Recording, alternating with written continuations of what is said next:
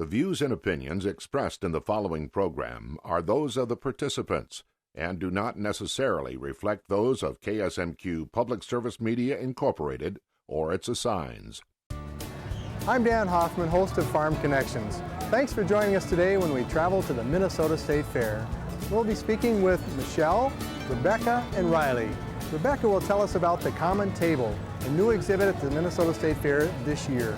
Then we'll travel up to the north side of the campus and look at little farmhands and learn how they learn about agriculture. Michelle's got a great story up there for us, and we'll conclude with the Grand Champion Show at the Beef Exhibit and watch Riley win a purple ribbon.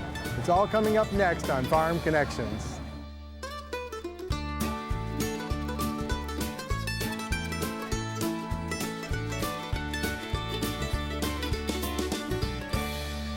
Welcome to Farm Connections with your host, Dan Hoffman. Farm Connections on KSMQ is brought to you in part by Primrose Retirement Communities in Austin and Mankato. Primrose, a provider of independent and assisted living, is a proud sponsor of Farm Connections. Primrose, this is living. Task AgriPlan Now is an employee benefit program that enables family farmers to take federal, state, and self-employment tax deductions on health insurance premiums and out-of-pocket expenses. AgriPlan Now is a proud partner of Farm Connections. Will Mahler, the Ag Attorney, has been representing dairy farms in Minnesota, Iowa, and Wisconsin for more than 38 years. Will Mahler, the Ag Attorney's office is in Rochester, and Will, a proud partner of Farm Connections. Thanks, Will Mahler. Welcome to the Minnesota State Fair, where Farm Connections traveled to the Agriculture and Horticulture Building. And with me today is Rebecca. Hi, Dan. Nice to see you. Rebecca from the Common Table. What is the Common Table? The Common Table is a new exhibit at this year's Minnesota State Fair, and what we've done is given 18 different partners the platform to bring their stories into the space and share it with the thousands, millions of people that come to the State Fair. And there's a few of them looking right now. Yes, yeah, they're around the space enjoying everything we have to share. What do you hope to gain from having this exhibit here? So, what we've done is thought really long and hard about what it is we wanted to share with Minnesotans about local food. And we wanted to address what food they're buying, where that food's coming from, and how it's grown. And through that, we've brought together these 18 partners that touch on those. So they're growers, they're markets, they're involved in justice advocacy, all sorts of different things, so that the perspectives are collected and Minnesotans can gain and learn from their examples. So you're setting up an interface or a way for Minnesotans to learn about the food they eat and that is grown in our state? Yeah. Why is it important for me and others to learn about our food? What we're really interested in helping Minnesotans understand is that where your food comes from is really important, and buying local is also really important. Cutting down that distance from California to Minnesota means that we're saving on emissions and coolers, and that the transportation of our food is reducing other emissions for a healthier environment. But on the other side of it, Minnesotans can understand that food is grown here. We can grow food here, and even all the seasons. We can eat locally by preserving and even fermenting in the winter. When you talk about less distance and less cooling and transportation needs, that probably changes the carbon footprint a bit? Right, it sure does. Yep, what emissions do you have from your back door to your garden? Hardly anything. So that is a huge thing to be able just to encourage Minnesotans, even if it's a small garden or something on their balcony, that is one less thing that's having to travel and create those carbon emissions. Well, with 18 partners, you must have gained some perspective on the value of people touching the soil, seeing their food and learning how it grows and actually harvesting it. Can you reflect on that some? Yeah, well, one of our partners is Central Minnesota Sustainability Project, and they run a network of community gardens up in St. Cloud, Minnesota. And what's really unique about that partner is that they have a really wide variety of immigrants who have come into Minnesota. And what they've found is that by rooting them back to a garden and gardening traditionally as they would back home, that not only are they growing and eating locally, but it's a community involvement, and they're having conversations and teaching one another that in Ethiopia, here's what I'm growing and doing, but you can be doing the same things in a similar style, at least in Minnesota. So that's great conversations and breaking some cultural divides while we're at it. Rebecca, you spoke of people from other countries coming here and the common table and the common ground of coming together to produce food. Many people in our Minnesota culture have gathered around the table over the years, the kitchen table, to share, to learn, and to share the past and try and grow towards the future. Right. So can you elaborate on what this would mean for Minnesotans that have been here for decades? What we're aiming to do with that is just often reflect back on practices that might not be convenient anymore. So for example, it's so much easier to go and stop and buy something that's fast food or quick or a prepared meal. But in actuality, what does that mean for our health? Although, our lifestyles have sped up and we find it more convenient to go towards those foods, it's not always good for our health. So maybe we're reminding those generations that how they were raised in that farm style living where you're growing your own food, that's really a healthier way to eat and choose your food. And lots of customs and trades get passed down. True, yes, that's true. Have you got any interesting stories of people that maybe need a better understanding of food and where it comes from that really make us go, I had no idea that people didn't know something? Right. Well, a story among the Common Table team, one of our teammates, her mother's a teacher, and one of her students in conversation had no idea that spaghetti was not a plant. He thought that it was something that was grown on a bush or a shrub, and that you just had spaghetti all of a sudden. And that's something that, that story, as humorous as it is, it's something that we don't want children growing up and not understanding that connection, and that you have the grains that you're producing and making the noodles, and then you're taking the tomato and the herbs and basil and making that into something. It's not just magic. You have to put some work into it. So Rebecca, tell me about some of the displays here and what we're looking at. One thing that we really wanted to focus on is how it's reminding Minnesotans what can be grown seasonally. Seasons are really important to us here in Minnesota. Winter is often thought of as non-existent in the growing or eating local world, but that's not true. So what we've done is we have this 80-foot graphic that spans one wall of our space, and that breaks down visually by color in seasons what fruits and vegetables can be grown. And additionally in the space, we have then the other items like your meats, your cheeses, fungi, fermented items, dried items, and those are just serving as a reminder, graphic reminder to Minnesotans that your seasons are there for your use and what you can gain out of each of them. Any plants or other exhibits? So we do have a lot of greenery in this space, and it's a limited variety at the moment. For year one, we're experimenting on what likes to live indoors for 12 days. But we have wheatgrass, broccoli, red cabbage, green cabbage, and some cauliflower that are live and growing in the space, and we have plans to take those and make some good food later this fall. This is extremely interesting. Is there a website that the audience can go to learn more? We do have a website. It's commontablemn.org. And on there you can find out everything about our partners. We link back to all of them. And you can read more in depth about our mission statement and what it is that we want to be doing here at the fair and broader for our Minnesotans and our partners. Rebecca, keep up the good work. Thank you so much, Dan. Stay with us as we travel to the Little Farmhand display at the Minnesota State Fair. Well, here we are at the Little Farmhands interactive exhibit at the Minnesota State Fair. And with me is Michelle to tell us all about it. Michelle, thanks for joining us. Thank you for having me. What's happening here? Well, what we have here is a mock farm that we established about 11 years ago, and it is a great opportunity for kids and their families to learn a little bit about what happens on the farm. It's pretty basic, but it definitely gets the families engaged, and they get to learn a little bit more about where the food actually comes from. So about 10 years ago, this Little Farmhands exhibit happened. How did it happen? Well, it started, we used to some of these agricultural exhibits inside the building, and they were very small. And many of the fairs across the nation were doing something a little bit bigger, and we decided we needed to go bigger as well because we're the Great Minnesota Get Together. Well, it looks like a lot of fun, and it's really, really well attended. Yeah, we get about 40,000 people, 40,000 kids, plus their families every single year. So well over almost 200,000 people through here every year. Wow. Yeah, it's a great exhibit. And when you talk about spending the dollars, there must be a story behind that.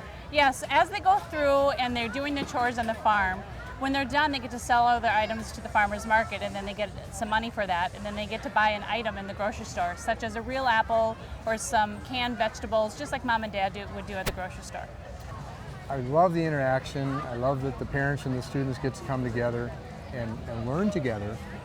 Do you think it's only the children that take something away? Oh, absolutely not. Well, I love hearing some of the parents go, oh, we get lanolin from wool, and they learn things as they come through as well, because our families are now 3 and 4 generations removed from the farm. They don't have that experience, and we are able to offer that to them here. Do you think it's a challenge or a problem for our state and our economy if we have people that don't understand agriculture? I do. I think that because we're becoming so far removed, that people aren't understanding the impact that agriculture has on each and every one of us and how important it is. There's a lot of jobs, and besides that, we all like to eat. Exactly. Tell us about some of the exhibits as we walk through what's happening and what's depicted in each exhibit. Within Little Farm Hands? Yes. Okay. Well, they start off the grain bin and they collect some corn. And from the corn, then they take that and they haul it on their tractor, and they're hauling some hay.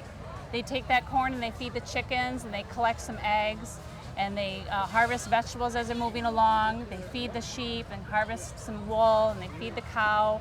So it's a whole process. We try and give them a little hands-on in everything, and kind of the opportunity to harvest some items and then sell their wares at the farmer's market. And at each station, do you have somebody that's trained to tell about what's happening? We need about 25 volunteers every 3 hours to coordinate through here. Many of them have agriculture backgrounds, some of them don't, and some of them are just very passionate about this exhibit and come back every single year. We could not do it without our 1,200 volunteers a year. So after doing this for this long, Michelle, you must have some examples or some stories that are just amazing about what something learned or how grateful they are for this exhibit. Yeah, I think I'm more amazed at what the parents are also learning. I think we designed this more for the kids, and it's wonderful to see the parents learning so much. For example, I brought up the example of the lanolin, but the same thing when people are learning about their lipstick, when they're learning about other items or clothing, that they just aren't putting 2 and 2 together, that it's kind of neat to have them have that aha moment as well. And as a former teacher, that's kind of nice to see in adults as well. Do you have to move people through? They get so interested they kind of stand still? The one that takes us the longest is the tractor driving. Kids want to keep going and going on that. But it's amazing with so many kids coming through here, 300-400 kids an hour, plus their parents. We'll be backed up, and it's just stop and go traffic just like on Snelling Avenue, and they don't mind. You don't have any fussing, you don't have any crying. The kids are excited and engaged, and the families are loving it with them. Well, it's a beautiful setting. You've got some buildings that replicate what happens on the farm, and you've got some crops growing here. Tell us about the crops. We try and kind of give that vision. We plant corn for them to walk in and see kind of what a cornfield looks like when we plant it later in the year. And then as well as they have fake vegetables that they're actually harvesting, but we also plant plants such as a tomato plant and carrots and green peppers and pumpkins, so that they can see what it looks like actually in the ground as well. But I'll bet you some grandpas and grandmas like this too. Oh, they absolutely do love that. In fact, we have a tractor sitting on the other side of the exhibit that they actually get to sit there and show their grandkids and say, oh, we used to have one of these, or ours was bigger, or some of those fond memories that way. Any idea how many people that come through here are urban versus rural? I really don't, but our demographics for the State Fair are mostly an urban audience. We do have a very large rural audience as well, but they are showing livestock, so they're usually not up here participating in the activities up here, but they do come. Michelle, this is fantastic. Michelle, Ag Education Manager. Thank you very much. Stay with us as we travel around the Minnesota State Fair. There's a lot more to see.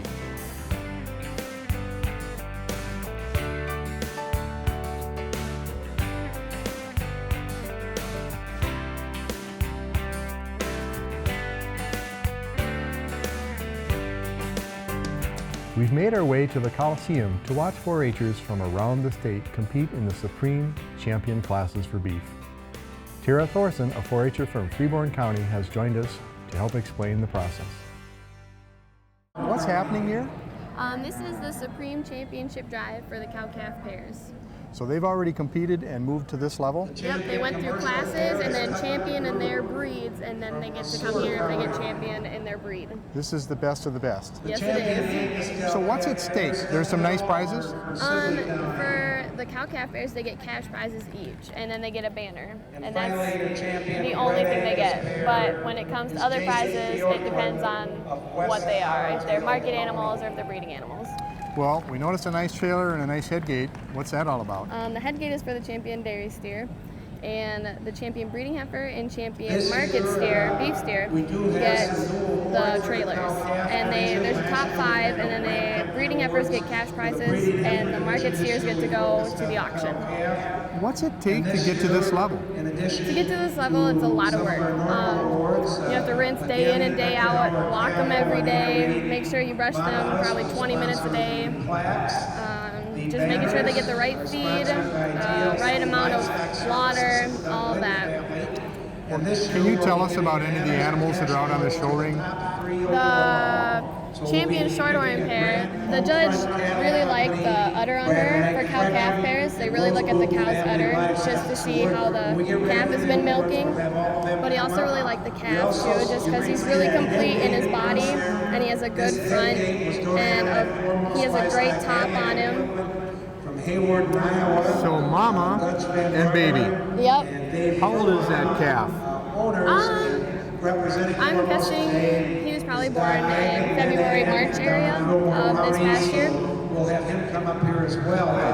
And the cow is probably 2 to 3 years old. Have an embryo flush donated. How long would that cow be in the herd before it's called out? It could be in the herd probably 12, 13 years. It depends on the breed. Some breeds have different expectancies on when they kind of dwindle out for breeding purposes. So this 4-H member has been showing probably since she was very, very young? Yeah, we've been showing together since we were in first grade, and it's both of our last years this year. Well, she's leading the mother cow out. Is she just repositioning it, or what is she doing? She's repositioning her. Sometimes when the cows get antsy, they like to move around and stuff.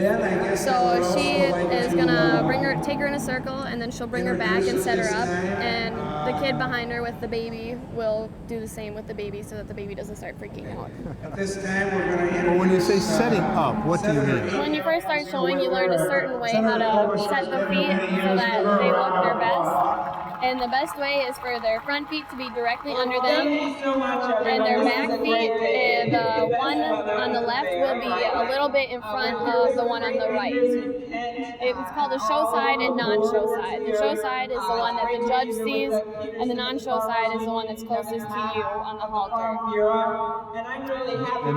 And that 4-H member is from Freeborn County? Yes, she is. Right now, the judge is going around, and he's going to pick his top 2 out of these pairs.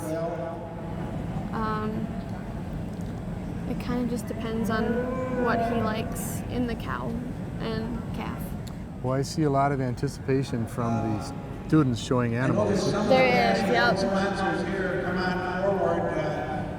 Being in here is one of the best parts of the state fair, showing in here. This is the part where all the hard work all year comes to a head. Yep. That's one of the best feelings when you get recognized for it, just knowing that you put in all this work and now it's finally paid off. And even if you don't win in here, it's still just amazing being able to show in here. Let's go ahead and pick those champions now. We'll let our judge, Brian Coots, go ahead and do it here.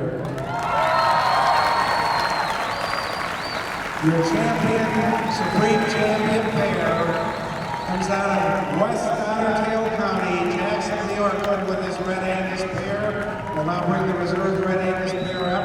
Again, we're picking the top 3 overall. This is a really strong pair. When you look at the cow, she looks like she's been a show heifer for many years. She's just a big cow. She's got a great udder, and the calf is just phenomenal. Very put together, but they just look like 2 peas in a pod, basically. They just look like one of the best pairs I've probably ever seen up here. We'll now bring the second Simmental The girl who just, Kendra Davis, she's from Freeborn County. She just got 3rd overall cow-calf pair, which is amazing. She's also won cow-calf pair a few years ago when she took one up here. She's won it, so this is really good for her, especially with her last year. So Tara, what class is coming in now? This is the champion, the reserve champions and the champions of the breeding heifer show yesterday. Looks like there's a lot of different breeds here, Tara. Yeah, this year at the state fair there was 18 or so different breeds, which was really great for the state fair. This champion Shorthorn, the boy with the blonde hair, he is from Freeborn County. Contestant number 0798. Yep, he's from Freeborn County. He had champion Shorthorn heifer, and he was a champion heifer at our county fair this year. So, and she's a really nice heifer. I really like her. She's probably one of my favorites. Very showy. Yes, definitely. This boy in the red and blue striped shirt with the white face heifer, he was champion foundation Simmental. He's also from Freeborn County. This is his first time showing beef up here. He's normally taken sheep, and so it'll be really fun to see how he does. He was 3rd overall at our county fair, I'm pretty sure. As we watched the 4-H'ers parade their animals and set up for the judge, the anticipation in the air was noticeable. I watched parents, fellow club members, and fans with their eyes glued on the judge as he made his rounds. An eruption of cheers and applause broke out when Freeborn County 4-H'er Riley Rubel got the nod. That's from Freeborn County, Yep, right? the champion heifer is from Freeborn County. He had champion heifer at our county fair too. He looks very happy. He should be. This is a real honor. Oh, that's really awesome. Grand champion. Yep. Tell us about what you know about this man and his animal. Riley Rubel. He's from Freeborn County. He's going to SDSU, which is where I go this year. The heifer he just won with is a Shorthorn heifer. He's done really well with her all year. He's won a lot of shows with her and won a lot of his divisions at all the shows he's been to. So this is awesome for him. He looks very proud. He should be. And he gets some nice prize money. Yes, yes he does.